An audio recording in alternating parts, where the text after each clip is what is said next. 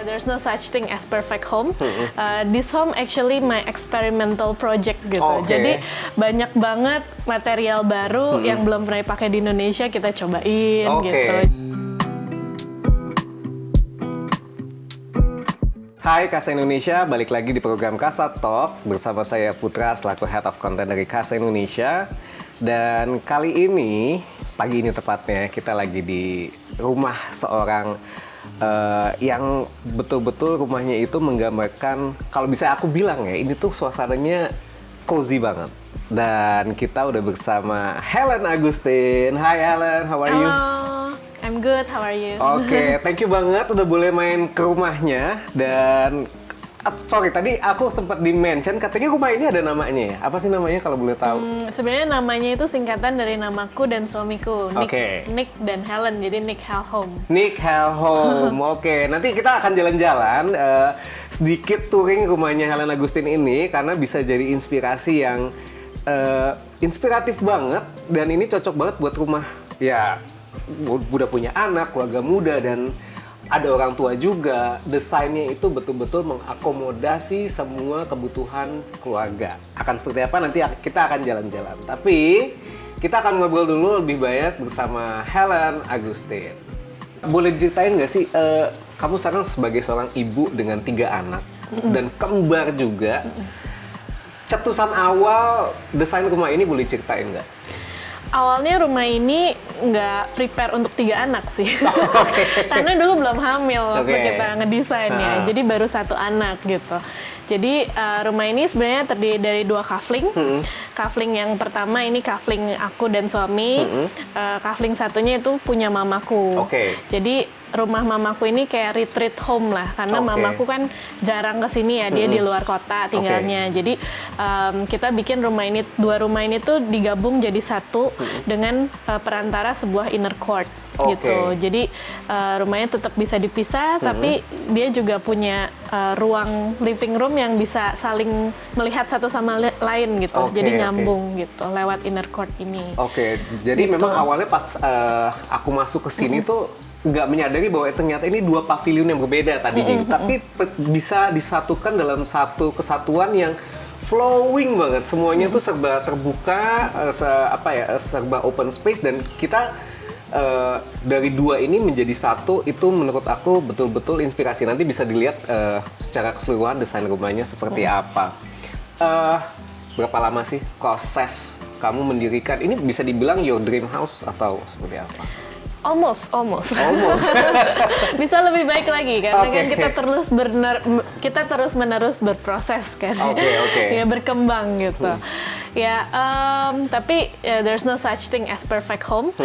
This home actually my experimental project gitu. Jadi banyak banget material baru yang belum pernah dipakai di Indonesia kita cobain gitu. Jadi banyak banget juga cara mengolah material dengan berbeda gitu yang kita cobain. Jadi banyak eksperimen. Nah makanya karena banyak eksperimen ini, akhirnya prosesnya jadi lebih lama gitu. Kurang lebih kita bangun ini 3 tahun, mungkin 3 tahun setengah ya. Tapi proses mendesainnya juga kurang lebih 2 tahunan, 2-3 tahunan juga gitu. Jadi mungkin karena kita nggak nge-treat ini kayak project kerjaan ya, jadi makanya kayak ngerasa timelinenya nanti dulu.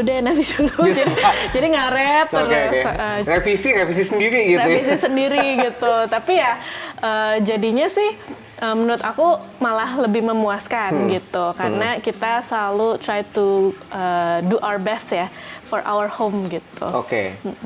Ide awalnya emang pengen rumahnya seperti ini, atau tadinya pengen yang gayanya mungkin agak-agak klasik, pengen agak-agak art deco mungkin, atau apa? Jadi aku sama keluarga itu seneng banget traveling ke Bali sama ke Jepang gitu. Jadi memang kita pengen rumah tuh nyaman, nggak berasa kayak di Jakarta gitu. Gimana sih cara bikin rumah tuh kayak suasananya tuh bener-bener tenang, kayak kita kalau habis capek kerja di Jakarta macet, pulang ke rumah tuh kayak sanctuary, kayak retreat gitu. kayak resort lah, Ya, gitu. iya, mini bener-bener. resort gitu.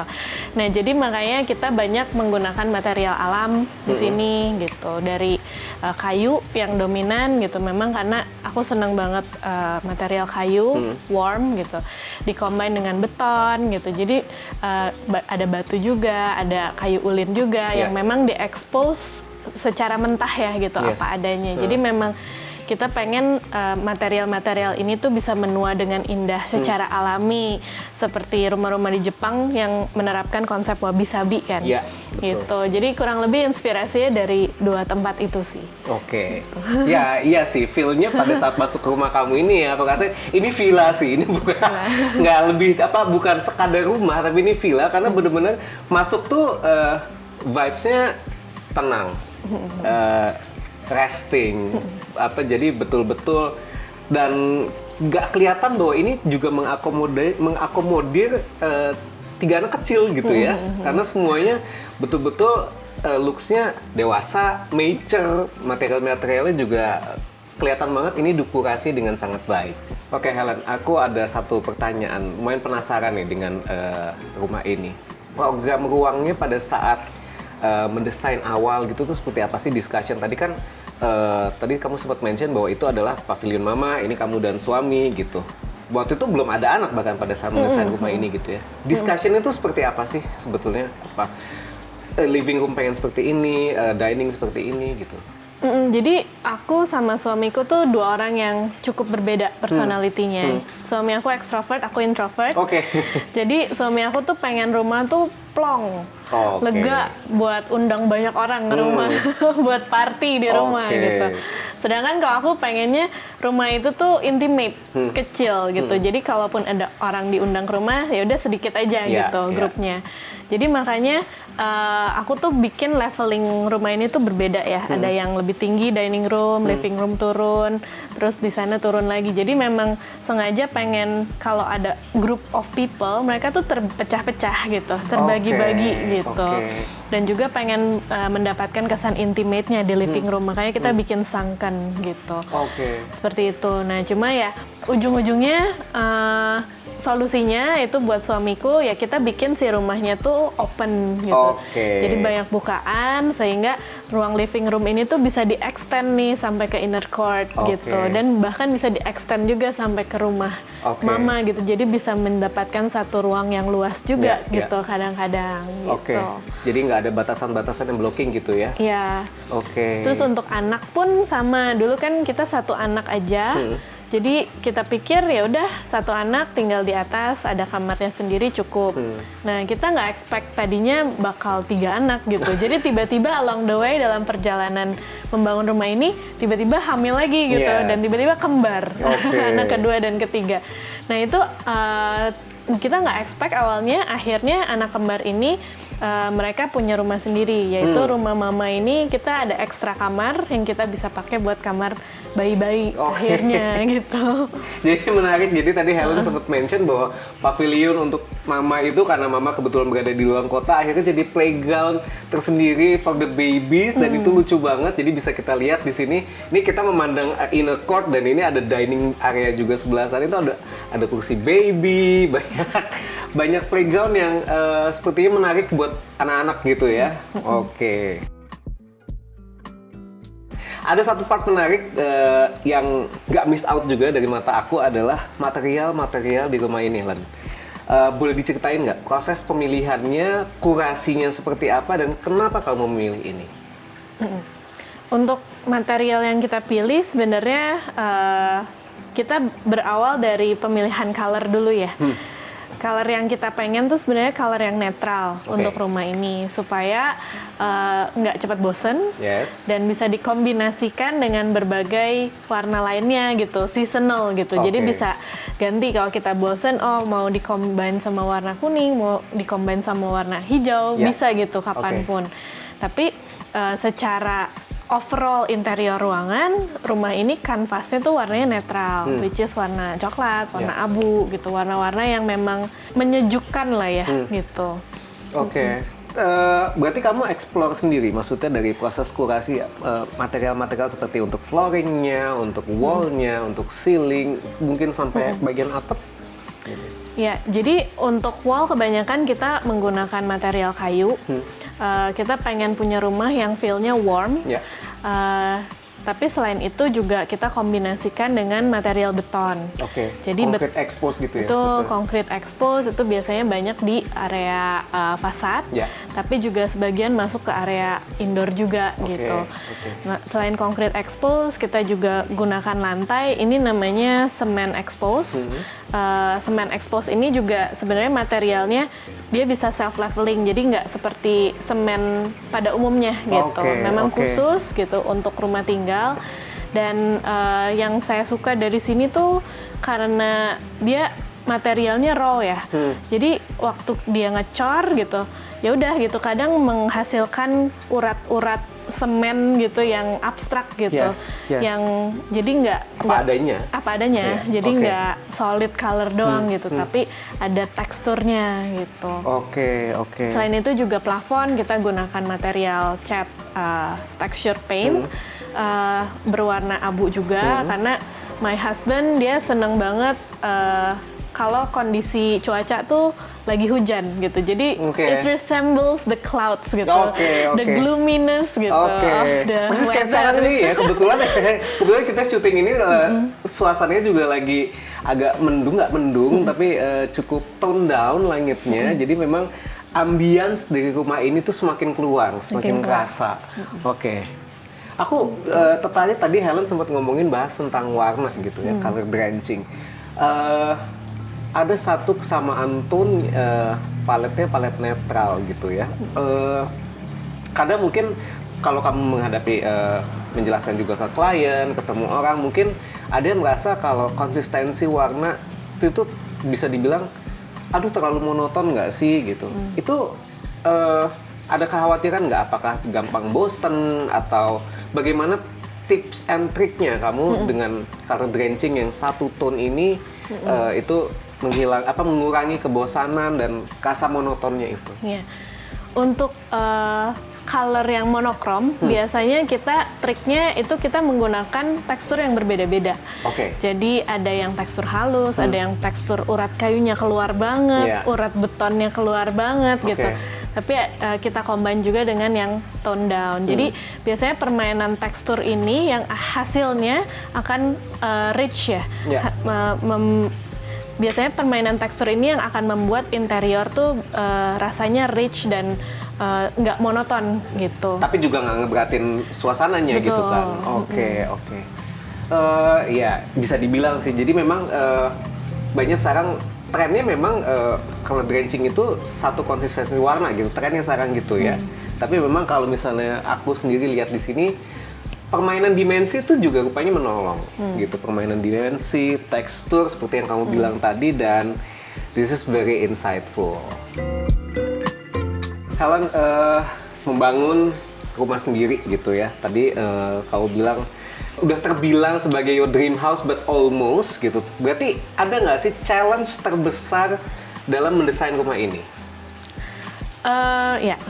Challenge terbesar sebenarnya mungkin pas waktu pembangunan ya, waktu konstruksi gitu, karena sebagai desainer kita kan banyak melihat reference baru, kita berkembang gitu, kita dapat knowledge baru juga kan lumayan cepet gitu. Jadi along the time waktu konstruksi itu banyak revisi dan tambahan-tambahan ideas gitu yang aku mau tuangkan gitu. Tapi udah keburu dibikin gitu. Nah jadi akhirnya ada banyak revisi-revisi kecil lah ya waktu konstruksi, dan itu yang menurut aku tantangannya tuh gimana caranya supaya idealisme kita tuh tetap terjaga secara timeline dan budget gitu. Bisa di-manage sendiri dulu ya. Tapi kayaknya memang ketika kita mendesain rumah sendiri tuh justru lebih challenging ya, karena kita ditantang sama ego kita sendiri gitu, karena pasti kayak ini selalu akan terasa kurang gitu. Betul. But along the way, tadi kamu sempat mention ada blessing lagi dari Tuhan, ada si twin babies ini gitu. Ya, jadi memang penting banget punya rumah tuh bisa adaptable ya dengan perubahan-perubahan yang terjadi di dalam rumah gitu, perubahan kebutuhan gitu. Jadi itu juga tantangan buat kita gitu. Selain itu juga tantangan lainnya itu gimana cara ngebalance between function sama estetik dari rumah. Karena sebagai desainer kan kadang kita penting ya, estetik tuh penting buat kita. Tapi sebagai homeowner, function jauh lebih penting. Iya, benar. Karena begitu ada bayi masuk ke sini, then we have to change the design into something that is child friendly. Gitu. Or at least for a short amount of time gitu, sampai dia agak gedean gitu. Nah, jadi banyak hal-hal yang kita harus sacrifice untuk function dulu gitu. Dan menurut aku it's okay gitu, karena that's life gitu. Dan it's very important to have that adaptability ya in design. Gitu. Ini menarik sih, maksudnya ketika kamu sudah akhirnya bisa menerapkan your own house gitu ya. Apa ini juga jadi bahan basic consultation ketika kamu ketemu klien baru, misalnya kayak apa sih yang apakah rumah ini juga menjadi bagian dari storytelling kamu menjelaskan kepada klien gitu? Ya, setelah membangun rumah ini banyak banget tips yang bisa aku kasih ke klien itu karena aku juga mengalami gitu.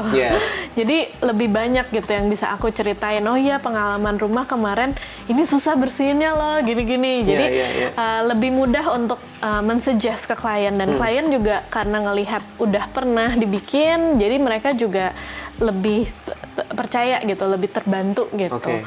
Itu sih, I think ya. Layout sebuah rumah itu juga pasti akan membawa alur tersendiri bagi penghuninya gitu. Itu lazim kita temuin kalau misalnya kita pasti discussion tentang desain sama arsitektur sama desainer gitu. Tapi bagaimana sih seorang Helen Agustin itu mengatur lighting, circulation sehingga rumah ini tuh nafas dengan sendirinya? Ya, jadi rumah ini selalu punya 2 bukaan di dalam satu ruang. Gitu. Kita selalu usahakan minimal ada 2 bukaan gitu. Jadi dengan 2 bukaan itu kita mengharapkan cross ventilation tuh terjadi di dalam ruangan. Gitu. Dan bahkan ruang-ruang yang menghadap belakang juga yang bersebelahan dengan tetangga. Kita bikin jarak gitu ya 60 cm walaupun kecil, tapi jarak 60 cm ini bisa membantu udara untuk ngalir ke ruang-ruang yang menghadap belakang gitu, dan juga cahaya juga bisa masuk gitu. Jadi biasanya kita selalu mengakalinya seperti itu gitu. Posisi rumah ini sendiri sebetulnya menghadap mana, Helen? Apa? Barat, timur, utara? Nah, kebetulan rumah ini kan 2 kafling di hook dua-duanya. Jadinya fasadnya tuh ada 3 gitu, ke arah barat, ke arah selatan, sama ke arah timur. Gitu. Jadi sebenarnya itu advantage buat rumah ini punya dapat banyak sekali cahaya matahari. Tapi disadvantage-nya privacy-nya jadi kurang terjaga gitu. Nah, makanya yang kita akalin itu kita bikin tamannya itu lebat gitu, yang mengelilingi rumahnya gitu. Jadi tanaman ini menjadi barikade, dan juga kita bikin taman depan itu semuanya racing, agak naik. Jadi seakan-akan feel-nya tuh rumahnya kayak sinking gitu. Tapi itu membantu secara visual agar kita tuh nggak langsung ngelihat ke tetangga seberang gitu. Tanpa perlu pagar yang membuat rumah ini terkesan forbidden gitu ya. Ini menarik juga sih. Jadi sebetulnya this is one of the idea gitu ya, tanpa perlu pagar yang terlihat menegangkan gitu, dan mungkin terlihat rumah tuh jadi kaku. Idea membuat tanaman pagar atau garden yang lebat itu juga bisa menjadi sebuah ide, karena di sini kita bisa ngelihat sedikit keluar, tapi dari luar itu minim sekali untuk bisa ngelihat kita ke dalam gitu ya, terutama dengan sedikit undakan itu tadi gitu. Menarik banget. Helen, aku kenal kamu tadinya dari seniman ruang gitu ya, dan sekarang sudah berdiri sendiri menjadi Helen Agustin Studio. What's the story behind sih sebetulnya? Ya, jadi dulu tuh awal karir aku mendirikan studio arsitektur dan interior design bareng partnerku di 2015. Dulu tuh karena aku tuh di UK masih kerja di sana dan kuliah di sana. Nah, kebetulan dapat project-project di Indonesia. Oke. Nah, jadi aku ajak partnerku, ayo mau nggak bantuin? Karena aku butuh orang yang standby di Indonesianya. Yes. Nah, jadi akhirnya kita bikin Seniman Ruang. Terus ternyata dapat beberapa opportunity lain ke project-project lain. Nah, sampai di tahun 2023 ini akhirnya aku memutuskan untuk menutup Seniman Ruang dan bikin sendiri gitu, dengan tim yang lebih kecil, lebih compact gitu, dan memang kita lebih pengen fokus ke kualitas desain instead of quantity project gitu. Oke, berarti sekarang fokus Helen Agustin Studio ini fokusnya apa? Arsitektur, interior juga, build juga, apa seperti apa? Sebenarnya masih sama, kita studio arsitektur, interior design, dan kita juga bikin beberapa art installation. Oke. Aku tuh kalau nggak salah pertama kali ketemu kamu di pameran Kasa nggak sih? Oh iya, pernah dulu. Yes, ya, zaman dulu pameran Kasa, kita masih di pameran Kasa waktu itu pertama kali ketemu, dan ternyata sekarang sudah menjadi Helen Agustin Studio. Dan sekarang ini kita ada di rumahnya Nick Hell Home, dan ini adalah karya kamu sendiri ya? Betul. Ada nggak upcoming project yang mungkin sekarang sedang kamu kerjain, atau your dream project itu sebetulnya seperti apa? Ada. Kalau sekarang yang upcoming itu kita lagi bikin restoran Seribu Rasa di Kemayoran. Sebentar lagi jadi. Terus juga kita lagi bikin retail juga. Dan yang lagi kita tunggu-tunggu itu kita ada bikin resort gitu. Nah, itu di luar Jakarta tapi belum bisa disebut gitu. Soon gitu. My dream project is actually we want to create a funeral home. Oh, nice. Karena kita ngerasa funeral home di Indonesia tuh belum banyak yang benar-benar proper dan benar-benar meringankan beban orang yang sedang grieving gitu. Jadi kalau kita lihat funeral home di luar negeri tuh benar-benar orang tuh architecture itu bisa connect people with nature. Jadinya tuh orang-orang yang lagi grieving, they can come back to the nature and it will make them feel better gitu. Jadi mungkin my dream project is to create funeral home yang memang bisa connecting people with nature and also creating a place yang mereka tuh bisa feeling hopeful di sana gitu. Karena di kita rumah duka tuh konotasinya masih sedih ya. Iya, masih sedih gitu. Gitu, sementara di luar negeri funeral home itu di luar negeri sudah mulai menjadi seperti ruang-ruang komunal di mana bisa saling, nggak sekedar saling menguatkan duka, tapi itu sebagai sebuah pelepasan yang membahagiakan gitu ya. Betul. Itu menarik banget. Udah ada discussion belum dengan beberapa investor? Yes, gitu. Hopefully ya, gitu. Hopefully ada yang tertarik gitu. Cuma belum ada discussion. Iya, it's just my dream aja gitu. Hopefully soon lah gitu. Menarik. Aku ada satu pertanyaan juga nih. Ketika seorang Helen Agustin Studio gitu as a brand bertemu klien, what is your first thought sih? Biasanya sih kita approach pertama dalam mendesain itu people and places. Jadi people itu kita cari tahu kebutuhan kliennya, ke preference-nya seperti apa, sukanya seperti apa. Dan places itu biasanya kita berangkat dari konteksnya. Jadi lokasinya di mana sih rumah ini gitu, karena kita akan berbeda sekali gitu mendesain di satu tempat dengan tempat lainnya gitu, jadi tidak ada yang bisa sama semua gitu. Biasanya dari situ awalnya. Kamu berarti sekarang lebih banyak menghandle apa sih? Apakah residential atau public spaces, retail? Kita sekarang 50-50 ya. Residential 50%, commercial 50%, architecture 50%, interior juga 50%. Balance ya. Balance. Nah, tapi ini sebetulnya insight yang mungkin kita bisa share ke teman-teman arsitek atau desainer yang mungkin lagi merintis gitu ya. Kamu udah mulai menemukan belum esensi perbedaan ketika kita mendesain residential, public spaces atau retail? Buat aku sih, aku butuh dua-duanya ya. Karena dengan kita mendesain dua-duanya itu, kita bisa melihat dari kacamata yang berbeda ketika kita mendesain. Nah, dari residential sendiri, Aku senang dengan timelinenya mungkin nggak terlalu dikejar-kejar seperti komersial, gitu. Dan kita bisa berpikir lebih dalam gitu dan lebih personal gitu ya ke kliennya dan kebutuhannya. Sedangkan untuk komersial, aku senang eksplorasinya gitu. Jadi kadang di komersial ini kita juga mesti menemukan unique selling point-nya. We work with the brand consultant. We also think about the market gitu. People, banyak orang yang bakal menggunakan desain ini. Jadi dua kacamata berbeda yang menurut aku membawa kedinamisan terhadap proses desain gitu. Yang menurut aku menarik. Mana yang lebih challenging, residential atau commercial? Menurut aku dua-duanya punya challenge-nya masing-masing. Yang sama sih. Maksudnya bukan sama. Dua-duanya punya challenge yang berbeda. Gitu. Tapi ya dua-duanya sama-sama punya challenge gitu. Ada inspirasi terbesar nggak sih seorang Helen Agustin gitu? Maksudnya kayak arsitek atau desainer yang kira-kira banyak memberi kamu inspirasi. Who inspired you gitu? Salah satunya Mary Ann Hu.